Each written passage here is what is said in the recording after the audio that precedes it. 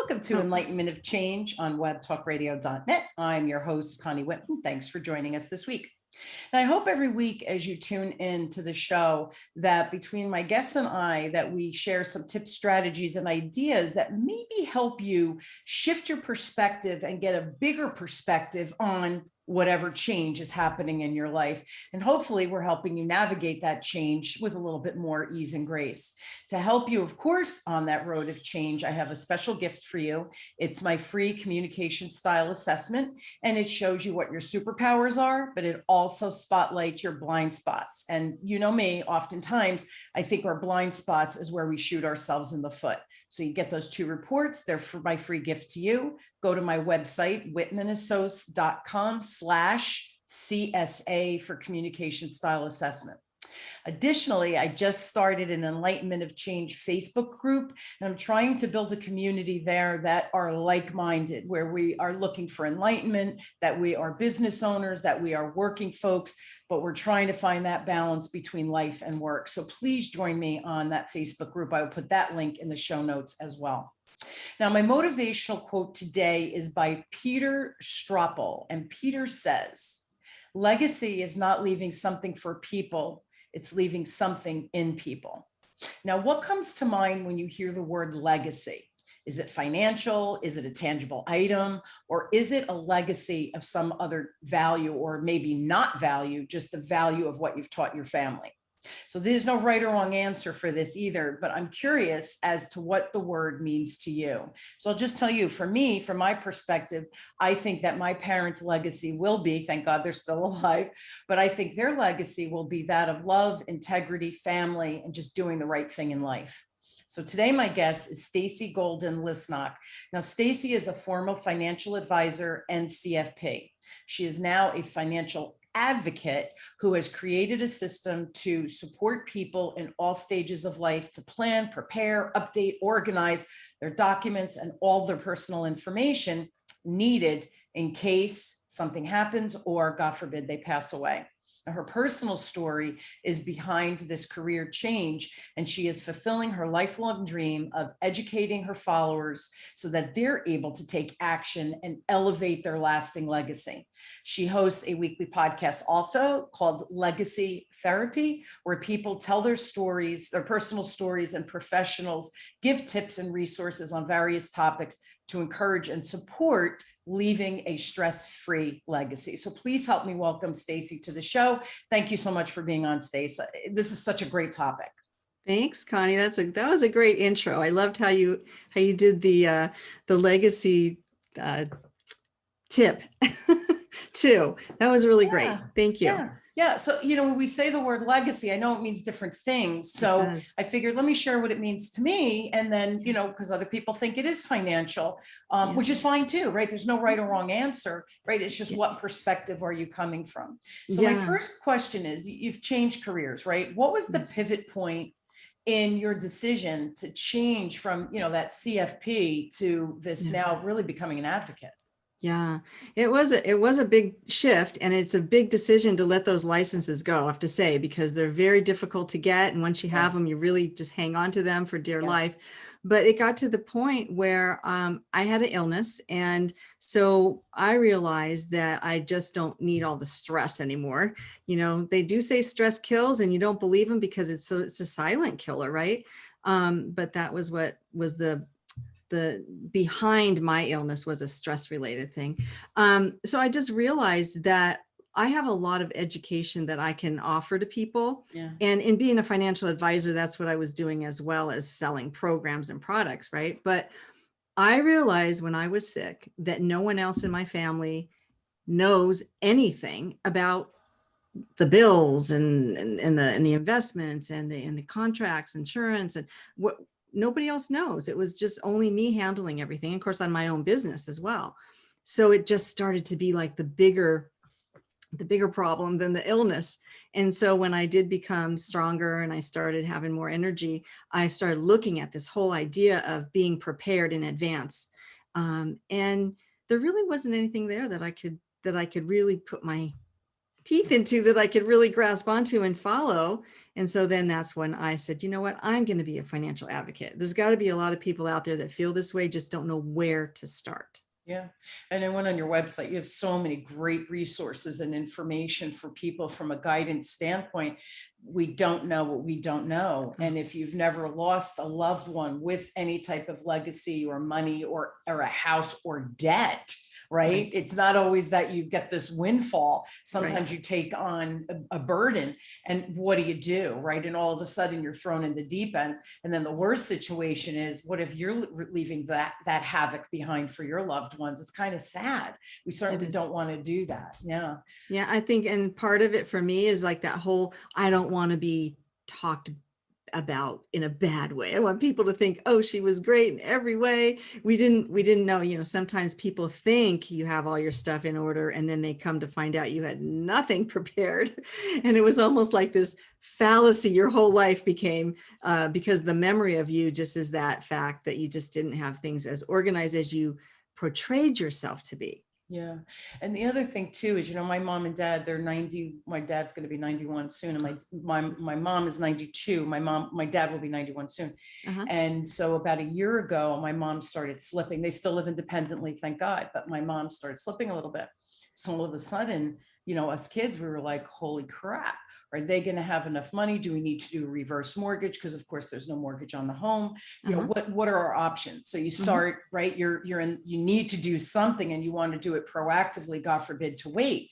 So we did all of that. And my two sisters really took it by the helm, but we started looking at the financial. Now, thank goodness my parents have been real transparent with their financial situation, which is a godsend, because as soon as my dad had everything organized and he said, hey, this is how much money I have. And we all took a sigh of breath and thought, oh, they really do have enough to live even for a couple of years. We don't even have to think about a reverse mortgage. But until we knew that dollar amount, but my dad is still with it. And he knew exactly where the documents were. And he has already assigned us all as joint owners on all of his financial. So we have access to that money. We're on it with him. God forbid he can't pay bills anymore. We could step in and take that over. But all of that was planning, you know, from 15 years ago when my parents were certainly a lot healthier and younger. Most people don't think about that. So these are things that are important. They really are. And sometimes people do get the basics in place and then they think they're done and they don't realize that the basics are just the beginning. And it's more these things like how to get into your accounts on the computer, how to find who your clients are, who should be notified if you should pass away. Like who's going to know that? You can't even get into somebody's phone anymore. Pictures are lost. Like on, you know, they're locked in on whatever, wherever you post your pictures, and then these family pictures are lost forever. There's just story after story after story of losses because people didn't realize there was more to it. And then just once you do it, realize that you have to always review it because things change. People die, people become incapacitated that you may have listed as your beneficiary or as your guardian for your kids or whatever. One of my friends just lost a neighbor just unexpectedly. And she's like, he was supposed to be like, if something happened to us, take our dog. Because, you know, she had that all set up. But now she's like, now I got to find somebody else to take my dog. You got to revisit it, right? It's reiterate life, reiterate it. It's never done, right? Never done. Who can benefit the most, do you think, from this information that you've amassed now and you've created this wonderful website and resource? Who's like your real target person? So, you know, the thing about it is, so I've created a course. So it's a 7-module course and it's on demand, and everybody's situation is so different because some people have very complicated lives and other people have more simple lives. And so it just depends on what they've got going on to how long it's going to take to do this. But as far as who should be doing it, like everybody should be doing it. If you're 18 years old, your parents no longer can even find out about your grades or get any information about your health. If you become ill and they need to make decisions on, or they're not going to be able to make decisions for you on health issues. So there's a lot that people don't understand and they sort of skate by. And, like I didn't do anything with my kids when they were 18 and, nothing happened and we were okay. I didn't even name guardians for my kids when they were little because we just fought over it when the topic came up. And so we were lucky, we skated by, but I wouldn't say that that's the best way to do things, right? If you can't agree on a guardian for your kids, then agree to disagree. And each one of you have your own pick, and whoever dies last, that's who gets the kids. Because if you put nobody, then you're, they could go to foster care, they could be in the wrong hands altogether. And you don't want that to happen to your children after losing their parents. It's what a tragic situation. It's funny because my background is banking and finance and wealth management. I too had my insurance licenses, my Series 7, all of the licensing needed, at least in the United States. And when I teach at my corporate clients, and I'll go because they have wealth management divisions or they have investment divisions, and we want them to refer their clients so that the bank or the company can protect the client on a bigger scale. And so I'll go around the room. Now they're bankers, they have a resource, they have a wealth management division, so there's attorneys available to them. And I'll go around, who has kids is the first thing I say, and the hands go up, and then I go, and who owns assets? Most hands at that point go up, even for the younger kids. And I'll say, do you have a will? And all the hands go down. And then I go around and I share some stories of tragic situations where kids were put into foster care while the family fought who should get guardianship because the parents didn't think to plan. And, estates, millions of dollars gone to the government because the child, my age, right, didn't speak to the parent about protecting the estate. And $2-3 million went to the government, right off the top, because there was no planning. So you share these stories and people start to think, oh, I better do something. You don't ever want it to get to hear the horror stories. You want to be proactive so that you can do it, like you said, with your modules, organized, clear, concise. You're thoughtful about what you're creating, and you really want to do that while you have the time, presence of mind, and all of those things. So I love that you created. What made you think to create a course to cover that? That's brilliant.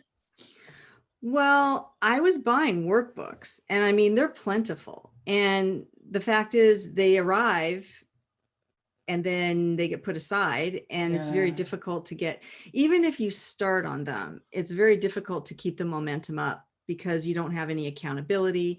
It's just difficult. So I thought, I was a really good student. I was an A student, and I loved the idea of modules and lessons, and there's an end to it. And so at the end of 7 modules, you have something tangible, and you've had these very serious and meaningful conversations that are hard conversations to have, but you have a reason to have the conversation. So that's the other part. Hey, I'm taking this course. I need to get with you. And if you're dealing with your mom and dad and they're difficult to talk with because the older generation sometimes don't want to really have that conversation, it's for whatever reason, you can broach the subject and say, hey, look, I'm taking this course, and I just got thinking, and I'm doing this stuff for me and my family. If something happens to me, then I've set it up so that they're not going to get locked out of the accounts. They're going to know how to get a hold of everything, and the people that I would want notified. Really, we should be doing that for you too. So why don't we just do it at the same time? Like I've already paid for the course. They allow me to do it for my whole family, and so it's not going to cost me any more to have you do it. And it's really going to save everybody in the long run, because I don't know, people don't realize, because they're dead, the infighting that they've created in families, and the fact that siblings no longer talk to one another. In fact, they sue one another. They're very critical and nasty to each other, and they've totally just break ties. And it's horrifying, really, when you think about the fact that you raise your children and you want them to they only have each other, really, because the world's a dangerous place, right? You have to have some refuge of somebody that knows you. That you can trust, and has your back, right? Supposedly. Somebody that you can depend on. And if you don't have that anymore, I've heard of brothers where there was only 2 brothers and they no longer talk to each other. I've got sisters that the father made both of them co-trustees on the trust. That is a nightmare. Don't do that to your kids. So now the one that's in charge of the dad who has Alzheimer's has all the responsibility, and the other one won't agree to anything. So all the money's been locked up. So the one that's taking care of the dad has no money to work with, while Ugh. the other one sits in another state, you know, living her life and not having to deal with dirty diapers and all that goes on Ugh. with Alzheimer's patients in Ugh. their late stages. So Yeah, it's life. it is, Sometimes it's joyous and sometimes Mhm. it's messy. And we're really talking about becoming proactive. The other Mhm. thing I commend you on, I love how not only did you create the program, but how you gently share that, hey, how to broach that subject, especially if you have an older parent that's a little, crotchety and cranky and not approachable. What a Yeah. nice way to say, you'll never believe what I'm learning. This is fascinating. Yeah. I think we should do this for you too. What an eye opener. It's a gentle way to open the door versus you haven't done any training, you haven't done any planning and you know what you're leaving me. And it's just such a gentle way to broach that Yeah. subject, especially if you have a parent who might be a little bit mistrustful of Right. that conversation around money. Yeah. What a great entree. I Yeah. love how you just pivoted and shared that. That's wonderful. Yeah. Yeah. It is a big problem. I think I partner with people to do these seminars because Yeah. there's all these niche markets, right? That they all need this. So are you talking to people with special needs children? Are you Ugh. talking to people that are caregiving already? So think about it. A caregiver has a 1 in 3 chance of dying before the person that they're caring for dies. And if you're a spouse, you have a 50% chance of dying before your spouse that you're caregiving for dies, because the stress of being a caregiver is emotion. It's an emotional, it's a physical, and Mental. it's everything, right? Because you're not getting proper sleep. Yeah. You're probably not eating you're dealing with somebody that you can't, that is not getting better. And you're 24/7 if you have nobody helping. And with this COVID, it's even gotten worse because they couldn't get people coming in for some any respite. Yeah. So you've got situations like that where it's like, if you're a caregiver, you should be not only worried about the person's stuff that you're caregiving for, but your own, because God forbid, if you fall off, who's now going to take care of this person that you're caring for 24/7? Then we've got people with young children. We've got people with pets. Now, people are crazy about their pets. Sure. They take better care of their pets than their own kids sometimes, right? Yeah. Yeah. And do you know that they're not realizing that if they get hauled off in the ambulance, they get hit in having a car accident, they have a heart attack, they have a stroke, they're off whatever life, they got derailed on their animals are going to suffer if they don't have somebody lined up to come and get them right away. And not everybody can take your animal. Sometimes your animal won't go with other animals, or other people are allergic. There's so many things, right? So we've got all these different things. Business owners is another huge one. So you're a business owner. It's like having a baby, right? You're building this business, you're all your blood, sweat, and tears. But if you should have an accident, become ill, that business can die very quickly if you can't attend to it. And then if you have clients, maybe you would have to owe them money back, or you have things that you've said you're going to do and you can't fulfill, Deliver. And if nobody can get into your computer and find out what your schedule is and really help smooth things over, it's just not a good thing. If you've got employees, all of a sudden now they don't have a job. There's just so many things. Yeah. I'm just saying, every single niche that I've thought of comes back to this program, but it brings them in through the door that they will understand, like it resonates with them, that particular beginning conversation. Yeah. And it's interesting. I have a dear friend, and her husband, passed away, and he had owned a business. It was machinery he had that he there was a lot of layers. And so when he first got diagnosed, he was diagnosed with cancer. And she's like, we got to talk about it. You have to show me, how do I log in? What's your, I have to be added to your checking account. And, the list, where's the title of his truck that he used for business, that he carted the equipment? Where's the equipment titles? Right. All of these things, because there was tangible items as well. It wasn't just him and his computer. Right. And we have time. I'm going to kick this. And by the time he realized that the end was near, he didn't have the strength or the capacity to be able to tell her where things were and show her. And it ended up being a nightmare. So to the point where she had to sell the truck. And I'm like, what's going on with the truck? She goes, I can't find the title. She said, so it's sitting in that driveway. It's aggravating me, the snow, she's got to shovel it. All of these different, and it was because she didn't know where the title was, where that could have been an easy fix and gotten rid of. And that was just one of 100 things that she had to go through. So Yeah. yeah, being a business, and you and I are business owners. Yeah. My husband doesn't know what my logins and all of that information. Why Yeah. would he? Right. Yeah. Well, there's so many stories like that. I mean, I had one gentleman tell me the other day that his brother had a stroke, and he hadn't talked to his brother in 20 years, but they call him, he's had a stroke. And now he's like all of a sudden having to go in there, and he couldn't remember anything current. He only could remember like their childhood. Oh, So he couldn't help him with anything. And he owned his own business, and he just couldn't get to anything. And it was just so frustrating. And so, and he ended up living for 5 years, and then he recently passed away. But it's like, it just takes all of your energy. yeah. And we're never going to catch everybody. We're never going to No. get everybody to understand. But No. if you want to be just the best person that you could be, you would think ahead and do the best and the right things. I mean, if all you end up doing is getting your trust together and making sure all your beneficiaries are correct and making sure that things will transfer properly, you've done at least more than most. But, I would say if you're going to do that, go the full length and see what else you can do to make things easier for your family. Yeah. And Stacey, it's a educate yourself, know what you don't know, or try to learn what you don't know to mitigate those unforeseen things. And like you said, it's not always that you die. What happens if you're incapacitated for the 5 years? How is that financial burden on someone else who already has a family, their own bills, their kids in college, right? Their own stuff that they're dealing with. And now they have to take you into the home. That disrupts their home. And there has to be backup plans put in place that needs to be discussed, because it's not fair. And I remember when my kids were little, now they're men, but when they were little, my sister and brother-in-law, we talked to them. Yes, they would be guardians.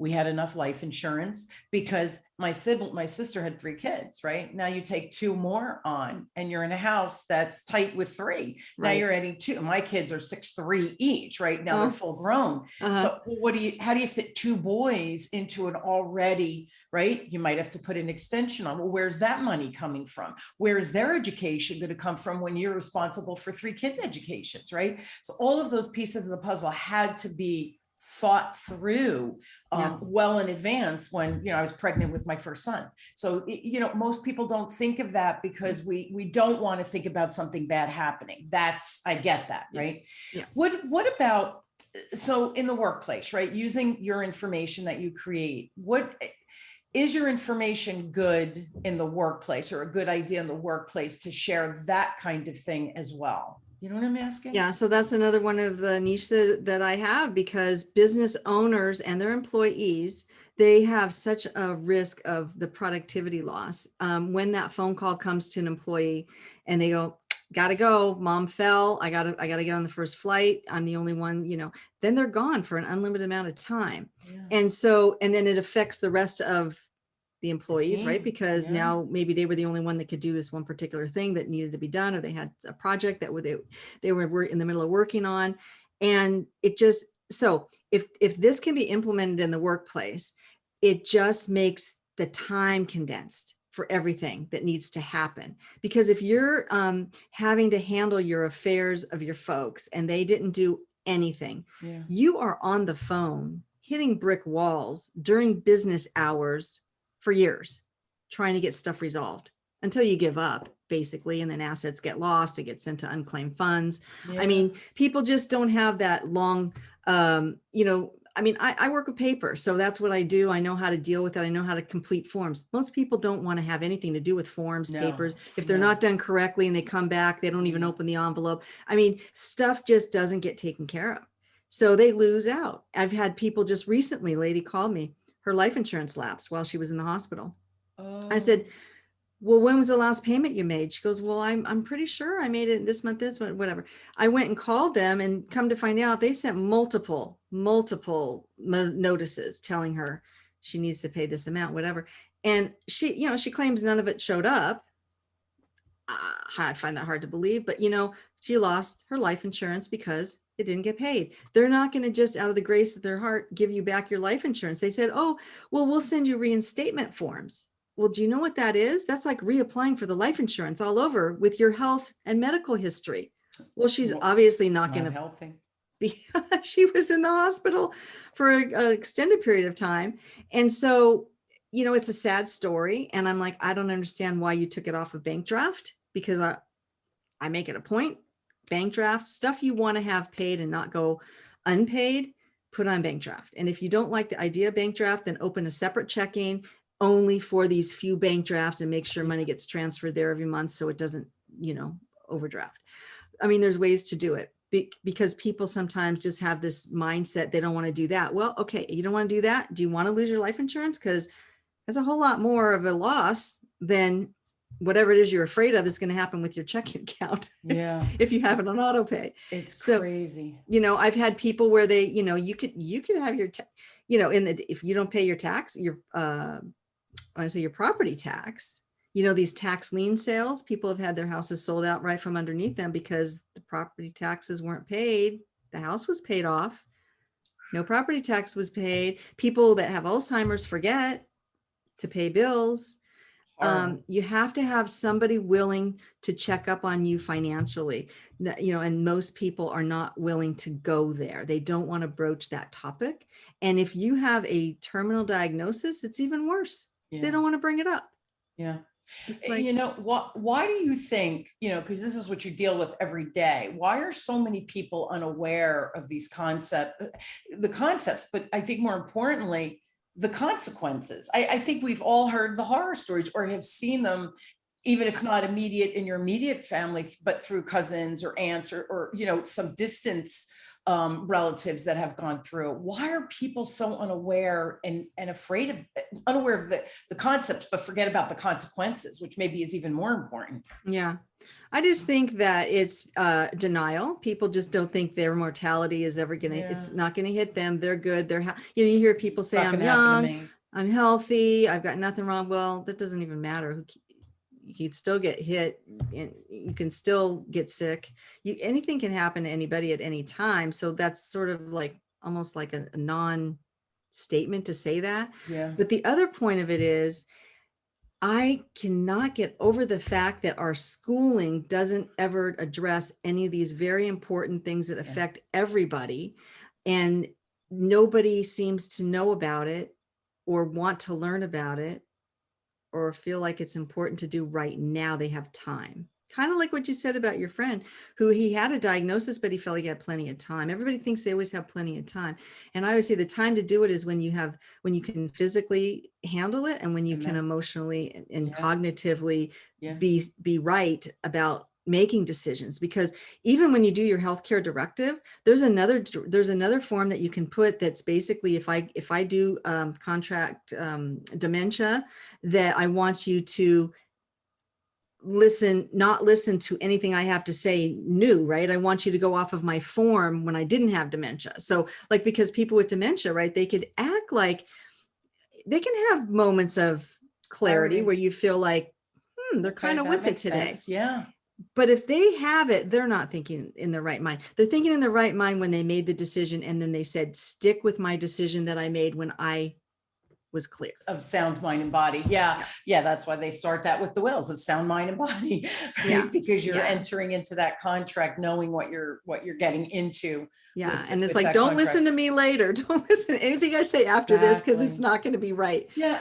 And we're almost out of time. But the other thing too is, you know, the will, everybody knows the will, but if you have a sizable estate, you really do want to set up trust and perhaps do irrevocable trust, right, where you move money in that can't be moved out. You could still get income out of it, but it's literally that money is moved out of the estate. So it moves outside of the probate and all of that. So if you have a sizable estate, that you need to talk to an attorney about that. And the other one is the durable power of attorney. Everybody thinks, well, you know what, if I die, I have the do not resuscitate. Well, what if you're in a coma and you're not brain dead and your husband or wife is like, I better keep them alive, or let's pull the plug, and then a family member comes forward and takes you to court to say, you're keeping them plugged in. Meanwhile, you create financial distress. So again, all of these things that, and what was this? Shively was her name down in Florida. Do you remember that? Very young shy. lady. Yes. Shivo. Shivo, that was it. And she was brain dead. And they did not, her and her husband did not have power of attorney, not financial. This is a durable power of attorney. So if I'm in a coma, healthcare, right? If I'm in a coma, you could pull the plug and you don't have to sell the house to pay the bills, or you can sell the house to pay the bills. And the parents took him to court. And I think if I remember correctly, forget about the emotional distraughtness of that, but he was in financial ruins. In the meantime, it took like 5 years. 15. He had fallen 15. Okay. He'd fallen in love with another person, couldn't do anything because he was still married to this woman who was in a vegetable, because the parents couldn't let go. Right. Where now, do you think that this young lady would have wanted to have been that burden and been on life support for 15 years? No. It's tragic, the whole thing, but people can't let go because of that emotional response. So there's so many legal documents we need to have in place as well. That's right. And she was only 26. And so a lot of times people are like, she had like a stroke or something. She was home alone and she just like collapsed. And people are always like, I'm young, I'm not going to have anything happen to me. I have plenty of time. I don't have kids. I don't have to worry about, naming guardians and stuff like that. But yeah, in her case, what that happened to her basically overshadowed the lives of two families, and their lives were no longer livable to the point where they could have enjoyed themselves. So being transported to the hospital, you don't know if you're ever going to come back out, because this is a new experience for you. And then it's a little too late to be giving instructions and all of that. So I hope people that are listening, realize that, our time is not guaranteed, and it's not to put like a black doom and gloom. cloud. No. Just to be responsible and just to have stuff set up so that people realize that you were really caring for them in the fact that they are not here to do it for themselves. COVID. It affected everybody across the world. And a lot of people lost their lives. Had they done the planning, something catastrophic like that on a global scale happens. What's to say and again, not the doom and gloom, I agree with you, but it's just being proactively and do it. I love that you have the modules that we could do little bite-sized pieces so that you have a beginning, a middle, and an end, and not you have to do this huge list. It's like, okay, let's take baby steps. Everybody, we're out of time, but I do want to I think everybody should check out Stacey's website for sure. It's gotittogethernow.com. Ton of resources there to help you whet your appetite, but to realize probably what you don't know. So gotittogethernow.com. And if you have questions, please reach out to Stacey directly. And it's gitnow123@gmail.com. Did I get that right, Stacey? Yeah, it says GIT is for Got It Together. So that was just shortening it. GITNOW123@gmail. Got it. Yep. GITNOW123. You said it much better than I did. Thank you so much for being on. Thank you all for joining us. I really do hope that you found this interesting. I always find this topic fascinating, and I usually pick up a tip or two that I didn't know, even with my financial background. You got to do something, man. You got to prepare for the future, and the future isn't always bright. I mean, it is. The future is bright. I shouldn't say that, but you want to prepare for those things that you can't necessarily handle at the time. So it's a possibility. The possibility, the probability as we age. It's going to happen, right? What do they say? What do I say, Stacey? What's for sure? You pay your taxes and you're going to die someday, right? They're the two things that you can count on. So jump on that opportunity, Stacey. Thanks so much for sharing. And thank you for creating that module, those modules. I think it's a great idea. Thank you all for joining me. I hope you will join me weekly as we question and build and discover that no matter what change you're going through, hopefully it's some fun change too, but that my guests and I provide some tips, ideas, and strategies for you to be able to navigate that change with ease and grace, and hopefully do it with a lot less angst, right? It's all about being prepared. Thank you again, Stacey. Thank you all for joining me. You've been listening to Enlightenment of Change on webtalkradio.net with me, your host, Connie Whitman, and I wish you all an inspired week. Check out the website. Guarantee you it will not be a waste of your time. If anything, it might save your life or save time and money for your family down the road. Thanks again, Stace. I'm honored to have you all on this journey of change with me. I'll see you all next week. Thanks. Bye.